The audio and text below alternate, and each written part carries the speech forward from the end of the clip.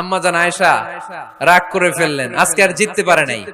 বিষ্ণু ইসলাম আম্মা জান আয়েশার কাছে যেয়ে বললেন, ইয়া হুমায়রা, ও আমার সুন্দরী লাল টুকটুকে বউ, হাদিহি সাবকাতু বিতিল, ওই যে 7 বছর আগে একবার রাতের দৌড়াদৌড়িতে আমারে হারাইছিলা, আজকে তোমারে হারাই দিয়ে ওটা শোধ নিয়ে নিলাম।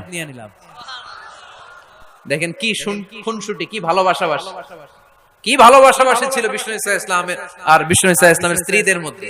আম্মা জান আয়েশা রাদিয়াল্লাহু তাআলা আনহা পেয়ালার যেই জায়গায় ঠোঁট লাগিয়ে চুমুক দিয়ে দুধ খেতেন, ঠিক ওই জায়গায় ঠোঁট লাগিয়ে বিষ্ণু ইসলামও দুধ খেতেন। ওটের হাড্ডি চুষে আম্মা জান আয়েশা ফেলে দিলে ওই চোষা হাড্ডিটা নিয়ে বিষ্ণু নবী চুষতে আরম্ভ করতেন।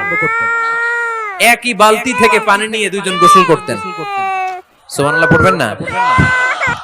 তাহলে ফ্যামিলিতে পরিবারে সুখ শান্তি আনার 6 নাম্বার টিপস হলো বেড়াতে যাবেন, যেমনটা আল্লাহ রাসূল সাল্লাল্লাহু আলাইহি ওয়াসাল্লাম স্ত্রীদেরকে নিয়ে বেড়াতে যেতেন। রাজি আছেন তো সবাই? কই যাবেন? কক্সবাজার, জাফলং, সিঙ্গাপুর, কই যাবেন?